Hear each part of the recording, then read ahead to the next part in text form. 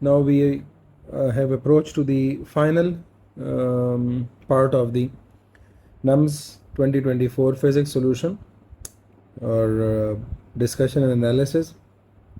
और इसमें हमारे पास जो क्वेश्चन नंबर 31 है, स्टेटमेंट इसकी आप यहाँ पर देख लें, that the horizontal range of a projectile is maximum when. So यहाँ पर जाहिर है हमारे पास रेंज की जो इक्वेशन है प्रोजेक्टाइल के लिए, that is the 2vi² sin theta cos theta by G. लेकिन आपको यहाँ से नहीं बल्कि एक्चुअली इस इक्वेशन से इसके बारे में पता चलेगा, क्योंकि इसमें हम ये फिगर आउट करते हैं कि अगर हमें मैक्सिमम रेंज की वैल्यू चाहिए है, सो vi² है, दूसरी टर्म है sin 2 थीटा, ठीक है, और तीसरी टर्म है जी। तो ज़ाहिर है ये तीन चीज़ें अफेक्ट करने वाली हैं। और ज़ाहिर है इस केस में हम चूँकि मेजॉरिटी इस डिस्कशन में जी की वैल्यू को कांस्टेंट कंसिडर कर रहे हैं, सो ये इस रेस से निकल गया। फिर हम क्या करते हैं, इसकी भी मैक्सिमम वैल्यू को कंसिडर करते हैं और इसकी वैल्यू को भी कंसिडर करते हैं मैक्सिमम। और ज़ाहिर है साइन की जो मैक्सिमम वैल्यू है 2 theta is basically the angle, so वो हमें क्या मिलेगी 1, क्योंकि ज़ाहिर है अगर इसकी कोई भी वैल्यू हो साइन की, चाहे वो लेट से 1/2 हो, ठीक है, या 0 हो, या 0.866 हो, या 0.707 हो, जो कि हमें पता है कि मुख्तलिफ जो हमारे पास हमें याद रहने वाली वैल्यूज़ हैं, जो हमें कैलकुलेटर के बग़ैर भी हमें पता चलना चाहिए, ये पॉसिबल वैल्यूज़ हैं साइन की, ठीक है। सो इस वजह से इसकी जो मैक्सिमम वैल्यू हमारे पास आती है इन सब में से वो क्या है 1 है। सो दैट मीन्स कि sin 2 थीटा जब आपको 1 मिलेगा तो ऑब्वियसली इस टर्म की वैल्यू 1 हो जाएगी, और ये जब 1 इस vi² बाई जी से मल्टीप्लाई होगा इस टर्म से, तो ऑब्वियसली आपको एक रेंज की मैक्सिमम वैल्यू मिलेगी। बाद में फिर आपको ये पता चलना चाहिए है कि अगर आप 2 थीटा की वैल्यू निकालते हैं तो यहाँ से ये एक और रिज़ल्ट भी आपको मिल सकता है। 2 theta will become sine inverse की वैल्यू आपके पास 90 डिग्री बनती है, और इससे थीटा आपके पास 45 डिग्री आ जाता है। सो इन ऑप्शंस की जगह ये पॉसिबिलिटी भी आ सकती है कि ये वैल्यू आपको बताई जाए, ठीक है, या कुछ आपसे पूछी जाए। लेकिन चूंकि यहाँ पर इन्होंने जो क्वेश्चन रेस किया है वो इसकी वैल्यू पर किया है, as a whole sin 2 theta की वैल्यू पर, so that will be taken as 1। और इस केस में आपके पास जो करेक्ट ऑप्शन आता है वो आपके पास आता है ऑप्शन नंबर बी। सो इस तरह से ओवरऑल आपको क्वेश्चन का आंसर भी पता होना चाहिए, और जो पॉसिबल जो वेरिएशंस हैं वो भी आपको क्लियर होनी चाहिए हैं। नेक्स्ट क्वेश्चन जो 32 नंबर है उसकी स्टेटमेंट पर गौर करें, that how many degrees are in 2π/5 radians, ठीक है। सो इसमें एक्चुअली इस चीज़ को हमने सॉल्व करना है, और ऑप्शंस आपके पास 60, 36, 180 और 72 दिए गए हैं। तो इस किस्म की वैल्यू में आपको ये पता होना चाहिए है कि जब हम 2π रेडियंस देखते हैं, so 2π radians are equal to 360 degrees, तो आपको 2π/5 की वैल्यू चाहिए है, तो दोनों को 5 पे डिवाइड कर दें, ठीक है। सो ये तो आपके पास लेफ़्ट साइड पे जो क्वेश्चन है उसकी वैल्यू आपके पास ज़ाहिर है यहाँ पर आ गई है, ठीक है, जो अभी आपको रिक्वायर्ड है और आपको राइट साइड से मिलेगी। और इस तरह से अगर आप इसको कैंसिल आउट कर दें, लेट से 5 1s आर 5 और 5 7s आर 35, और यहाँ से एक चला जाएगा, that will become 10, and 5 2s are 10। तो ये आपको 2π/5 radian will be equal to 72 degrees, ठीक है। तो ये आपको ये वाला जो ऑप्शन नंबर डी है ये आपके पास करेक्ट आएगा। बाकी इस तरह की जितनी भी कैलकुलेशंस हैं उसके लिए लेट्स है मैं थोड़ा सा उसके बारे में भी आपको बता देता हूँ कि से फॉर एग्ज़ाम्पल आपसे π/2 का पूछा जा सकता है, दैट विल बी 90। और वो आपको कैसे पता चलेगा कि पाई जो है वो 180 डिग्री के बराबर है। तो अगर आप दोनों को 2 पे डिवाइड कर दें इट विल बी 90। इसी तरह से अगर आप पाई बाई 3 करेंगे so it will be 60 degrees. Pi by 4 करेंगे सो उस तरह से 180 को आप 4 पे डिवाइड कर दें इट विल बी 45 डिग्रीज। इसी तरह से पाई बाई 5 करेंगे सो 180 को आप 5 पे डिवाइड कर दें it will be 5 3s are 15 और 3 उधर चला जाएगा 5 6 तो ये 36 डिग्री बन जाएगा। इसी तरह से पाई बाई 6 जो है 6 3s आर 18, 180 को 6 पे डिवाइड कर दें this will be 30 degrees. Same way you can move on pi by 7 और वो वैल्यू आप ज़ाहिर है कैलकुलेटर से हल कर सकते हैं, याद रहने वाली चीज़ ने वो नहीं होगी। लेकिन अगर आप उसको सॉल्व भी करेंगे तो पाई बाई 8 से फिर मैं आपको बता सकता हूँ कि वो कितनी वैल्यू आएगी। लेट से अगर आप पाई बाई 8 से भी करेंगे तो उस पर भी वैल्यू आपकी प्रॉपर नहीं मिलेगी 180 बाई 8 से, क्योंकि ये पूरा नहीं कटता। ठीक है, लेकिन आपको पता चल सकता है कि किस फिगर में आएगा। लेट से पाई बाई 7 आप कर लें सो 180 by 7, 7 1s are 7, 7 2s are 14, 4 बचा, 4 यहाँ चला जाएगा 40 बन जाएगा तो 7 5s आर 35 तो ये 25 पॉइंट समथिंग आपके पास आंसर आएगा। इसी तरह से पाई बाई 8 अगर आप करना चाहते हैं सो राउंड फिगर्स में फिर आप अपना आंसर कैलकुलेट कर सकते हैं। 8 1s आर 8, 8 2s आर 16, 16 में से 2 इधर गया तो ये बना 20 और 8 2s आर 16 दोबारा हो जाएगा 22 पॉइंट समथिंग आपके पास डेटा आ जाएगा। दोबारा से अगर वो मिसाल के तौर पर 20 के फिगर आता है तो इस तरह से ये 22.2 डिग्री आ जाएगा। The same way you can go for pi by 9 और 180 को अगर आप 9 पे डिवाइड करेंगे यू विल गेट 20 डिग्री। इसी तरह से अगर आप पाई बाई 10 करेंगे सो ये आपको सिंपल 18 डिग्री मिलेगा। और पाई बाई 11 आपको एग्जैक्ट फिगर नहीं मिल सकता। ठीक है, मैं आपको बता देता हूँ 11 1s आर 11, 7 इधर चला जाएगा 70 हो जाएगा, 11 6s आर 66 तो ये 16 पॉइंट समथिंग आपके पास आंसर आएगा। और पाई बाई 12 जो है दैट विल बी 180 बाई 12 तो इससे आपको 15 डिग्री की वैल्यू मिलेगी। और पाई बाई 15 जो है इट विल बी 12 डिग्री।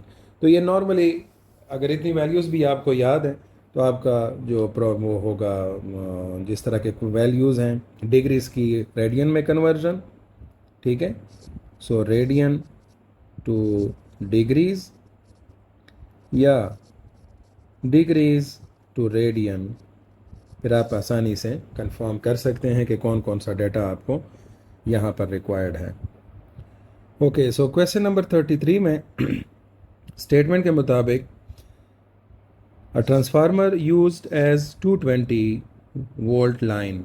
ठीक है, तो ये आपके पास प्राइमरी वोल्टेज हो गया, डिलीवर्स 22 एम्पेयर, ये डिलीवर कर रहा है सो ये क्या हो जाएगा, आउटपुट करंट हो जाएगा IS एट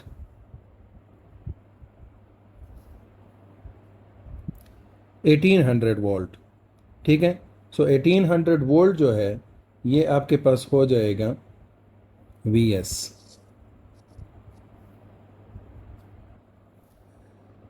और फिर उसके बाद what current is drawn from the line, तो जाहिर है ये एक तरह से इनपुट पर आपको ये चीज़ मांगी गई है तो ये आपको IP की वैल्यू मालूम करने का कह रहा है। ऑप्शंस आपके पास अवेलेबल हैं।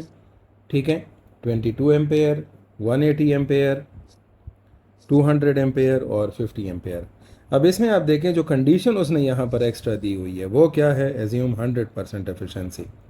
तो इसके मुताबिक, इस कंडीशन के मुताबिक आउटपुट और इनपुट पावर में भी, कि अगर आपको ये इक्वेशन पहले से ही याद हो तो ठीक है, अदरवाइज़ इसके मुताबिक आप ये रिज़ल्ट अपने लिए लिख लेंगे। ये आपके पास सेकेंडरी की पावर है और ये आपके पास प्राइमरी की पावर है। अब आपको यहाँ पर मालूम क्या करना है, IP। ठीक है, सो VS आई एस और ये वी पी को आप इधर डिनोमिनेटर में ले आएंगे, आई पी आपके पास बच जाएगा, and then put the corresponding values. ठीक है, आपके पास वी पी की वैल्यू है 220 वोल्ट, आई वी एस की वैल्यू जो है वो आपके पास ये पड़ी हुई है 1800 वोल्ट्स, और आई एस जो आपको यहाँ पर गिवन है वो कितना है 22 एम्पेयर। ठीक है, सो ये आपके पास आई पी की वैल्यू हो जाएगी। अब इसमें सिंपल सी बात है कि यहाँ पर आप एक ज़ीरो को कैंसिल कर दें, मतलब ये टेंस और टेंस यहाँ पर कैंसिल हो जाएंगे और यहाँ पर 22 भी कैंसिल हो जाएगा। सो आपके पास जो करेक्ट ऑप्शन होगा दैट विल बी 180 एम्पेयर्स। और ये आप देखें ये कहाँ पर आ रहा है, this is option number B. तो यहाँ ये पॉइंट आपके जहन में रहे कि ड्यूरिंग द स्टेटमेंट कोई भी प्राइमरी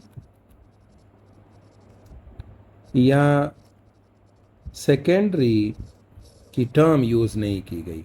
ठीक है, सो जिससे आपको ये डायरेक्टली अंदाज़ा नहीं हो रहा कि क्या आई पी वी पी या वी एस और वी पी कौन कौन सी वैल्यूज़ हैं, तो थोड़ा सा आपने यहाँ पर जहन लगाना होगा और उससे आपको आसानी से पता चल सकता है कि कौन कौन सी वैल्यूज़ गिवन है और कौन से रिक्वायर्ड हैं। ओके, सो क्वेश्चन नंबर 34 में जो स्टेटमेंट है उसके मुताबिक अगर आप देखें that for rectification transformers are used, मतलब यहाँ पर ये पूछा जा रहा है कि जब आप रेक्टिफिकेशन का प्रोसेस करवाते हैं, ठीक है, तो उसमें आप ट्रांसफार्मर्स कौन से वाले इस्तेमाल करते हैं। एक ऑप्शन आपके पास लो इनपुट वोल्टेज है, दूसरा लो इनपुट रेजिस्टेंस है, स्टेप अप है और स्टेप डाउन है। अब इसके लिए थोड़ा सा अगर आपने वो बुक में रीडिंग की हो तो उसमें आपको पता चल जाएगा कि जब इस तरह से ये ट्रांसफार्मर आपके बुक में दिखाया जाता है, ठीक है, सो वो इस तरह से फिगर होगी। ठीक है, और इसमें आप देखें कि जो प्राइमरी कॉयल है और सेकेंडरी कॉयल है, अगर सेकेंडरी कॉयल के टर्न्स जो हैं वो प्राइमरी के मुकाबले में कम है। सो यहाँ पर कौन सा, ज़ाहिर है ये आपको पता होगा कि ये स्टेप डाउन ट्रांसफार्मर है, क्योंकि इसमें number of turns of secondary जो है वो प्राइमरी के मुकाबले में कम है। So N S is less than N P and that is the condition for step down transformer. और बेसिक जो इसके रिक्वायरमेंट यहाँ पर होती है वो एज ए वोल्टेज रेगुलेटर होती है। ठीक है, सो वोल्टेज रेगुलेटर के तौर पे यूज़ होता है। आल दो थोड़ा सा ये मटेरियल जो है ये आपके टेक्स्ट से कुछ हद तक बाहर है, बट स्टिल अगर आपने फिगर को भी प्रॉपरली स्टडी किया हो तो उसमें आपको आराम से पता चल जाता है। और ये बेसिकली देखें भी कि अगर स्टेप डाउन ट्रांसफार्मर हम यूज़ करते हैं, जैसे कि मोबाइल चार्जर्स में हम यूज़ करते हैं, ठीक है, या लैपटॉप चार्जर्स में हम यूज़ करते हैं, सो उसमें जो इनपुट होती है वो तो आपके पास एसी की होती है जो कि 220 वोल्ट आ रही होती है, और आपके मोबाइल चार्जर को या लैपटॉप चार्जर को उसके मुकाबले में काफ़ी कम वोल्टेज ज़रूरत पड़ती है। So that's the reason that we use here the step down transformer. तो ये आपके पास ऑप्शन नंबर डी जो है वो करेक्ट ऑप्शन होगा।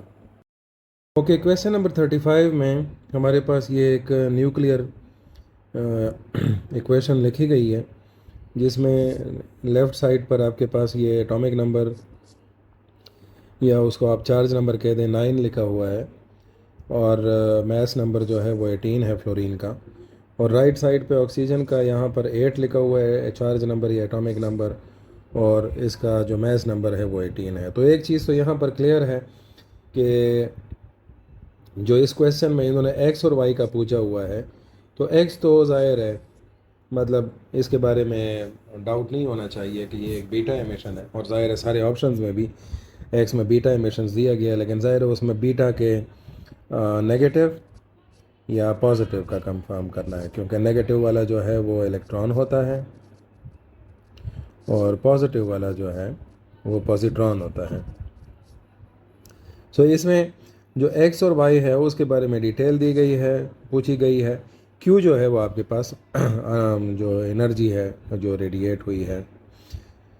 सो अब ये एक्स और वाई, अब इसमें एक थंब रूल सिंपल अपने जहन में रख लें कि अगर ये जो यहाँ लेफ़्ट साइड पर जो एटॉमिक नंबर है, ठीक है, ये 9, अगर इससे यहाँ पर जो नया न्यूक्लियस बना है उसका एटॉमिक नंबर कम हो गया है, तो इसका मतलब ये है यहाँ पर x के साथ क्या आएगा, आपके पास +1 आएगा, ठीक है। और अगर यहाँ पर लेट से कोई दूसरा एलिमेंट होता और उसका एटॉमिक नंबर 10 आया हुआ होता तो इधर -1 आया होता। तो देखें 10 - 1 = 9। सो ये सिंपल रूल है कि अगर जो नया एलिमेंट न्यूक्लियस बन रहा है आपके पास, उसमें अगर एटॉमिक नंबर कम हो गया है, ठीक है, तो वहाँ पर पॉजिट्रॉन की एमिशन है। और अगर उसका एटॉमिक नंबर ज़्यादा हो गया है 1, जैसे कि 9 के मुकाबले में 10 ज़्यादा हो गया, तो यहाँ पर इलेक्ट्रॉन की एमिशन हुई है। तो इस तरह से चूँकि यहाँ पर 8 की वैल्यू आई है तो यहाँ पर +1 होना चाहिए है, तो ये वाले ऑप्शंस और ये वाले ऑप्शंस तो आपके हो गए कैंसल, ठीक है। अब इनमें आपको प्रॉब्लम होगी दोनों में, ए और डी में। और डी और इसमें हमें ये दूसरी चीज़ मतलब एक्स के बारे में तो आप कंफर्म हो गए हैं हम। अब बात यहाँ पर ये बची है कि या आपके पास न्यूट्रिनो नेगेटिव उसके बार के साथ है या ये वाला है। तो यहाँ पर आपको पता होगा जो आपकी बुक में इक्वेशन लिखी हुई है उसमें आपके पास ये वाला साइन हो। सो ये वाला जो है ये सिंपल न्यूट्रिनो है, एंटी न्यूट्रिनो जो है वो इलेक्ट्रॉन के साथ एमिशन होती है। तो इस वजह से आपके पास जो करेक्ट ऑप्शन होगा this will be option number D, ठीक है। तो इस तरह एनालिसिस से फिर आपको डिटेल में अंडरस्टैंडिंग होगी कि क्या कौन सा क्वेश्चन था और उसका किस तरह से हमने जवाब निकालना है। ओके, सो क्वेश्चन नंबर 36 में यहाँ पर मेंशन जो मेंशन किया हुआ है कि 1 रैम इज़ इक्वल टू, सो पहला ऑप्शन आपके पास है 0.01 ग्रे डिवाइडेड बाई RBE, ठीक है। ये RBE आपको यहाँ पर पता हो कि ये रिलेटिव बायोलॉजिकल इफेक्टिवनेस है। दूसरा ऑप्शन है 0.01 ग्रे मल्टीप्लाइड बाई RBE। तीसरा ऑप्शन आपके पास है 0.01 RBE और चौथा ऑप्शन है 0.01 CY, ठीक है। अब इसमें आप देखें ये ग्रे है, सॉरी। सो अब ये इसमें जो एक बेसिकली अब जाना हमने कहाँ से है, किस तरह से देखना है। जो इक्विवेलेंट डोज हमारे पास होती है that is energy per unit mass multiplied by relative biological effectiveness, ठीक है। तो ज़ाहिर है एनर्जी पर मास का तो आपके पास जो यूनिट बनता है वो जूल पर किलोग्राम बनता है, लेकिन अगर आप इसका ऐसा यूनिट देखते हैं सो ये ग्रे बनता है, ठीक है। और ये gray into RBE that becomes sievert. तो सिवर्ट को जब हम रैम के साथ कंपैरिजन में लाते हैं सो 1 रैम इज़ इक्वल टू 0.01 सिवर्ट। तो सिवर्ट की जगह उसकी वैल्यू लगा दें यहाँ पर, ठीक है। तो आपके पास ये करेक्ट ऑप्शन आ जाएगा 0.01 ग्रे मल्टीप्लाइड बाई RBE। सो ये आपके पास जो करेक्ट ऑप्शन होगा that will be option number B, ठीक है। सो ये आपके जो बायोलॉजिकल इफेक्ट्स हैं या डोजेज़ हैं जो न्यूक्लियर फिज़िक्स के चैप्टर में है वहाँ से ये इंफॉर्मेशन ली गई है। अच्छा, इसमें हमारे पास जो गिवन ऑप्शन है, जो क्वेश्चन है question number 36, that is 1 rad is equal to, ये आपके पास ऑप्शंस हैं ABCD 0.01 joule per kilogram, 0.01 kilogram per joule, 0.01 joule और 0.01 किलोग्राम। अब इसमें ये जो एब्जॉर्ब डोज है इसका सिंपल फार्मूला है कि how much energy is absorb by how much mass, जो कि ज़ाहिर है इसका यूनिट बनता है जूल पर किलोग्राम। और अगर आप इसका ऐसा यूनिट देखेंगे इट विल बी ग्रे, ठीक है। इसका जो दूसरा नॉन ऐसा यूनिट है उसको हम 1 रैड है, ठीक है, and 1 red for radiations that is 0.01 grey, और ग्रे की जगह अगर आप यहाँ पर किलोग्राम जूल पर किलोग्राम लगा दें, so that will become 1 rad is equal to 0.01 joule per kilogram, और ये आपके पास जो ऑप्शन आएगा that will be the correct option, 0.01 joule per kilogram. Okay, so question number 31 में a 60 kilogram man absorbs lethal whole body dose of 200 rem with RBE factor of 10, ठीक है, energy absorb. तो अगर इसमें आप सिंपल इसकी जो एनर्जी पर यूनिट मास जो आपके पास वैल्यू है जो डोज की है, इफेक्टिव डोज की, ठीक है, तो उसमें आप देखें अगर अब जो मेन फार्मूला आपके पास है that energy per unit mass multiplied by RBE factor जो है आपके पास, तो चूँकि हमें यहाँ पर जो इक्विवेलेंट डोज जो एब्जॉर्ब की गई है, ठीक है, वो आपको यहाँ पर दी गई है 200 रैम, तो 200 रैम हम क्या कर देंगे, DE की जगह लगा लेंगे, E की वैल्यू हमें मालूम करनी है, ठीक है, this is the question mark, और बाकी वैल्यूज़ आप मैथ्स की वैल्यू भी लगा दें, E की वैल्यू भी लगा दें, RBE की वैल्यू। सो ये E आपके पास आ जाएगा 200 इंटू ये 0 0 कैंसिल हो जाएगा, 600 6 आ जाएगा, लेकिन ये जो है ये आपके पास अब ये जो एनर्जी है ये आ गई है रैम में, ठीक है।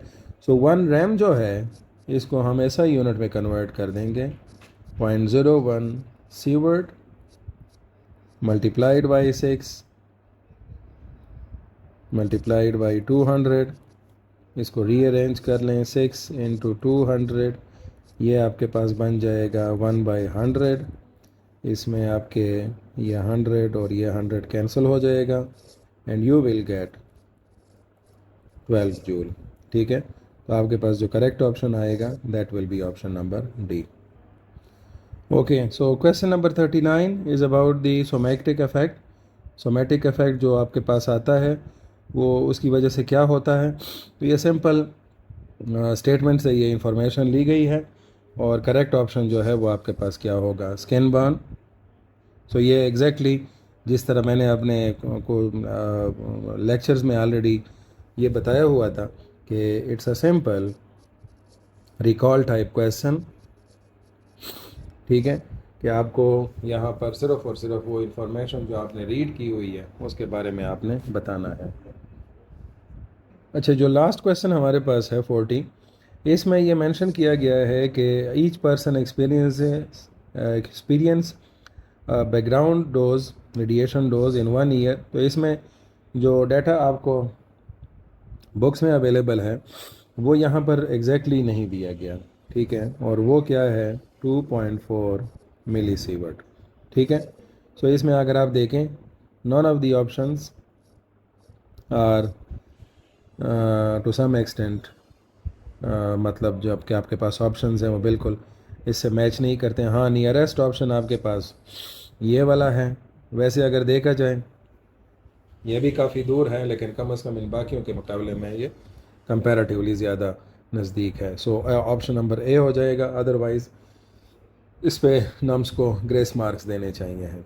सो that was the whole story about the नम्स 2024 physics solution. I hope so आपको किसी भी क्वेश्चन में जो प्रॉब्लम्स थे, जो अंडरस्टैंडिंग के थे, वो यहाँ पर काफ़ी हद तक रिजॉल्व हो चुके होंगे। मेरा मकसद भी ये था कि न सिर्फ इस टेस्ट के बारे में बल्कि इसके क्वेश्चंस जो हैं किस तरह से एक दूसरे क्वेश्चंस को पैदा करते हैं और उनको हमें समझना चाहिए है। तो आई होप सो वो क्लैरिटी आपको हो गई होगी। अपने फ्रेंड्स के साथ भी शेयर कीजिएगा ताकि उनको भी ये एम्बिग्विटीज़ क्लियर हो जाए। Thank you.